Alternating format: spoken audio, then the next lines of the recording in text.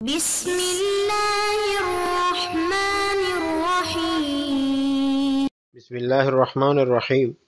الحمد للہ وکفا وسلام علی عبادہ الذین اصطفیٰ اما بعد۔ عزیز طلبہ، شرح العجمی کا سبق نمبر 17 شروع کر رہے ہیں۔ اس سبق کو الاسم ما دل سے لے کر انتہا کلامہ تک پڑھیں گے۔ الاسم ما دل ای کلمۃ دلت علی معنی کائن فی نفسہ ای فی نفس ما دل یعنی الکلمۃ۔ اسم وہ کلمہ ہے کہ جو دلالت کرے ایسے معنی پر جو نفس کلمہ میں یعنی ذات کلمہ میں موجود ہیں۔ ای فی نفس ما دل، یہی ضمیر کا مرجع بتائے ہیں کہ اس سے مراد ما دل ہے، تو ما دل سے مراد کیا ہے؟ یعنی الکلمۃ، کلمہ ہے۔ فتذکیر الضمیر بناء علی لفظ الموصول، تو ضمیر کو مذکر لانا یہ لفظ موصول کی بنا پر ہے۔ قال المصنف فی الایضاح شرح المفصل، مصنف نے اپنی شرح ایضاح میں جو شرح مفصل کی شرح ہے اس میں فرمایا ہے الضمیر فی ما دل علی معنی فی نفسہ یرجع الی معنی، کہ جو ضمیر ہے ما دل علی معنی فی نفسہ میں وہ لوٹ رہی ہے معنی کی طرف، یرجع الی معنی، معنی کی طرف لوٹ رہی ہے۔ ای ما دل علی معنی باعتبارہ فی نفسہ و بالنظر الیہ فی نفسہ، اسم وہ کلمہ ہے جو ایسے معنی پر دلالت کرے جو فی نفسہ معتبر اور فی نفسہ منظور الیہ و ملحوظ ہو، لا باعتبار امر خارج عنہ، نہ کہ کسی امر خارج کے اعتبار سے ہو۔ کا قول کا الدار فی نفسہا حکمہا کذا، کہ گھر اپنی ذات کے اعتبار سے اتنی قیمت کا ہے، لا باعتبار امر خارج عنہا، نہ کہ امر خارج کے اعتبار سے، کوئی خارج امر نہیں ہے جس کی وجہ سے ان کی اس گھر کی اتنی قیمت ہے۔ وَلِذَلِكَ قِيلَ، اسی وجہ سے کہا گیا الحرف ما دل علی معنی فی غیرہ، کہ حرف وہ کلمہ ہے جو دلالت کرے ایسے معنی پر جو اس کے غیر میں ہے، یعنی ای حاصل فی غیرہ، جو معنی حاصل ہونے والا اس کے غیر میں، ای باعتبار متعلق ہی، یعنی باعتبار متعلق کے، حرف کے متعلق کے، لا باعتبار ہی فی نفسہ، نہ کہ حرف کے اپنی ذات کے اعتبار سے۔ انتہا کلام ہو، یہیں پر مصنف کا کلام ختم ہوا۔ الاسم ما دل ای کلمۃ دلت علی معنی کائن فی نفسہ ای فی نفس ما دل یعنی الکلمۃ۔ یہاں سے اشکال ہوتا ہے کہ الاسم مبتدا معرفہ ہیں اور ما موصولہ خبر کے مقام پر رہے تو خبر بھی معرفہ، تو مبتدا اور خبر دونوں معرفہ ہوئے، اور قاعدہ یہ ہے کہ جب مبتدا اور خبر دونوں معرفہ ہو تو درمیان میں ضمیر فصل لانی چاہیے، تو مصنف نے ضمیر فصل ذکر نہیں کی، اس کی کیا وجہ ہے؟ تو اس کا جواب دیا ہے شارح نے کہ ما سے مراد ما موصولہ نہیں ہے بلکہ ما موصوفہ ہے، اور ما موصوفہ نکرہ کے حکم میں ہوتا ہے، چونکہ یہ خبر کا مقام ہے تو خبر میں بھی اصل یہ ہے کہ وہ نکرہ ہو۔ پھر اشکال ہوتا ہے کہ ما سے آپ کیا مراد لیتے ہیں؟ یا تو ما سے مراد اسم ہوگا، یا ما سے مراد شیء، یا ما سے مراد لفظ، یا ما سے مراد کلمہ ہوگا۔ اگر ما سے مراد آپ اسم لیتے ہیں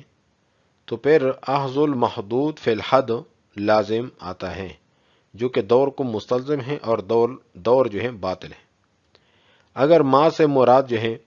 شیء لیتے ہو تو پھر جو دوال اربع ہیں، عقود، خطوط، اشارات اور نصب،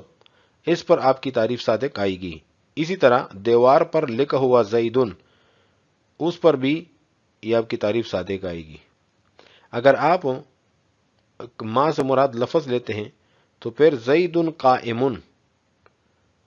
اور اسی طرح دیگر مرکبات پر آپ کی تعریف صادق آئے گی۔ اور اگر آپ ما سے مراد کلمہ لیتے ہیں تو دلہ کی ضمیر اور مرجع میں مطابقت نہیں رہتی، کلمہ مؤنث ہے اور دلہ کی ضمیر مذکر ہے۔ اس کا جواب یہ ہے جو کہ شارح نے دیا ہے کہ یہاں ما سے مراد کلمہ ہے، اس پر قرینہ یہ ہے کہ اسم قسم ہے کلمے کی اور کلمہ مقسم ہے، اور ہر مقسم اپنی اقسام کے ضمن میں موجود ہوتا ہے۔ پھر اشکال ہوتا ہے کہ مصنف نے ما دلہ کہا ہے اور شارح نے کلمۃ دلت کہا ہے، اس کی کیا وجہ ہے؟ اس کی وجہ یہ ہے کہ ما کا مصداق کلماتن ہے اور کلمتن چونکہ موصوف ہیں تو اس کی صفت مؤنث ہونی چاہیے، کیونکہ کلمتن مؤنث ہیں، تو اس وجہ سے دلت صیغہ مؤنث کا لائے ہیں۔ پھر اشکال ہوتا ہے کہ فی نفسہ میں جو ہی ضمیر ہے یہ کس کی طرف راجع ہیں؟ یا تو معنن کی طرف راجع ہوگا یا ماں کی طرف۔ اگر آپ اس کو لوٹاتے ہیں معنن کی طرف تو پھر عبارت بن جائے گی معنن فی نفس المعنی، یعنی معنی میں، تو اس صورت میں ظرفیت و شیء نفسی کی خرابی لازم آئے گی، یعنی ایک چیز کا اپنی ذات کے لیے ظرف بننا، جیسے الماء فی الماء، پانی پانی میں، حالانکہ ایک چیز اپنی ذات کے لیے ظرف نہیں بن سکتی کیونکہ ظرف اور مظروف کے درمیان مغایرت ہوتی ہے۔ اور اگر نفس ہی کی ضمیر کو ماں کی طرف لوٹاؤ گے تو پھر راجع اور مرجع کے درمیان مطابقت نہیں ہے،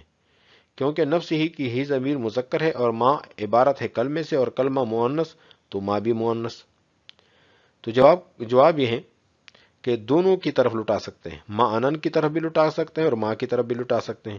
لیکن اگر معنن کی طرف لٹاتے ہیں تو پھر آپ کا سوال ظرفیت و شیء لنفسہ ہی لازم آئے گی، تو اس کا جواب یہ ہے کہ ہم نفس ہی کی ضمیر کو معنن کی طرف لٹاتے ہیں، لیکن ایک قاعدے کے ساتھ۔ وہ قاعدہ یہ ہے کہ جب فی کا لفظ نفس یا ذات پر داخل ہو اور پھر یہ نفس اور ذات کا لفظ مضاف ہو کسی چیز کی طرف اور ان کا مضاف الیہ اور موصوف ایک ہی چیز ہو تو وہاں فی اعتبار کے معنی میں ہوگا، یعنی با کے معنی میں ہوگا، اور جہاں فی اعتبار کے معنی میں ہو وہاں ظرفیت الشیء لنفسہ ہی لازم نہیں آئے گی۔ تو یہاں پر بھی فی نفس پر داخل ہیں اور نفس مضاف ہیں آگے ہی ضمیر کی طرف، اور یہاں پر جو ضمیر کا مرجع ہے اور موصوف ایک ہی چیز ہے، تو یہاں فی اعتبار کے معنی میں ہوگا، اور معنی یہ ہوگا کہ اسم و کلمہ ہے جو دلالت کرتا ہے ایسے معنی پر جو ثابت ہیں باعتبار ذات اپنی کے۔ عرب میں ایک مثال پایا جاتا ہے جس سے بات اور واضح ہو جائے گی، الدار فی نفسہا حکمہا کذا۔ اس مثال کے اندر جو فی ہے یہ اعتبار کے معنی میں ہے، کیونکہ یہاں پر بھی فی نفس پر داخل ہیں، تو نفس مضاف ہیں آگے اس کا مضاف الیہ ہیں، تو مضاف الیہ اور مبتدا جو چونکہ بمنزلہ موصوف کے ہیں ایک ہی چیز ہے۔ اس مثال کا معنی اور مطلب یہ ہوگا کہ گر باعتبار ذات کے، یعنی تعمیر اور ظاہری شکل و صورت کے اعتبار سے اس کی قیمت اتنی ہے۔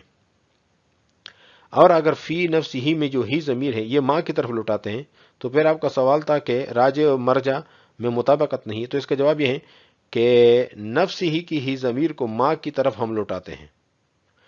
ایک قاعدے کے تحت۔ وہ قاعدہ یہ ہے کہ جب ایک لفظ کے اندر دو اعتبار ہوں کہ وہ لفظوں کے لحاظ سے مذکر ہو اور معنی کے لحاظ سے مؤنث ہو تو پھر اس کی طرف مذکر کی ضمیر بھی لٹا سکتے ہیں اور مؤنث کی ضمیر بھی لٹا سکتے ہیں۔ اب اس ماں کے اندر بھی دو اعتبار ہیں،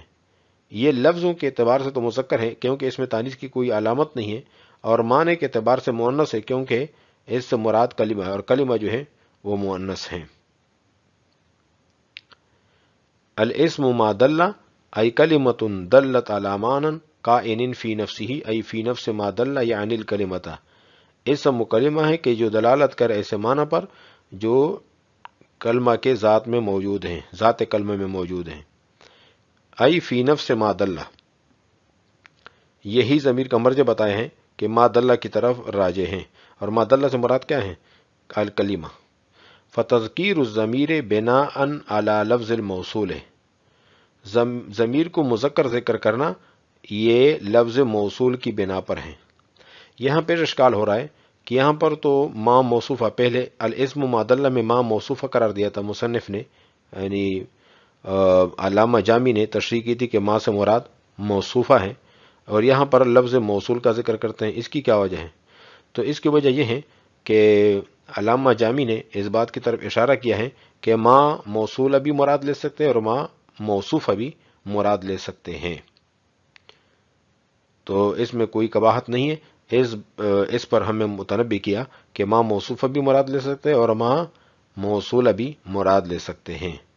قال المصنف فی الایضاح شرح المفصل الضمیر فی ما دل علی معنی فی نفسہ یرجع الی معنی، مصنف نے کہا ہے ایضاح جو شرح ہے مفصل کا، اس میں انہوں نے کہا ہے کہ ضمیر فی ما دل علی معنی فی نفسہ، کہ جو یہ عبارت وہاں پر جو ذکر کی ہے کہ دل علی معنی فی نفسہ، نفسہ میں جو ہی ضمیر ہے یرجع الی معنی، معنی کی طرف راجع ہے، ای ما دل علی معنی باعتبارہ فی نفسہ و بالنظر الیہ فی نفسہ، یعنی مطلب یہ ہے کہ اسم وہ کلمہ ہے جو ایسے معنی پر دلالت کرے جو فی نفسی ہی معتبر اور فی نفسی ہی منظور الیہ ملحوظ ہو، لا باعتبار امر خارج عنہ، نہ کہ کسی امر خارج کے اعتبار سے، کا قول کا الدار فی نفسہا حکمہا قضا، جس طرح کہ یہ گھر اپنی ذات کے اعتبار سے اتنی قیمت رکھتا ہے، ای لا باعتبار امر خارج عنہا، نہ کہ امر خارج کے اعتبار سے،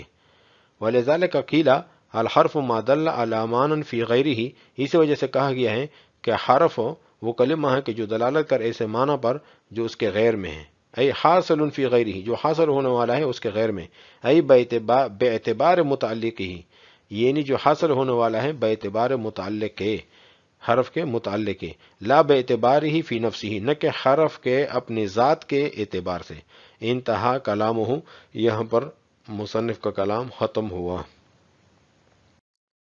آج کا سبق ہم نے پڑھا ہے الاسم ما دل سے لے کر انتہا کلامہ تک۔ وعلیکم السلام ورحمۃ اللہ تعالی وبرکاتہ۔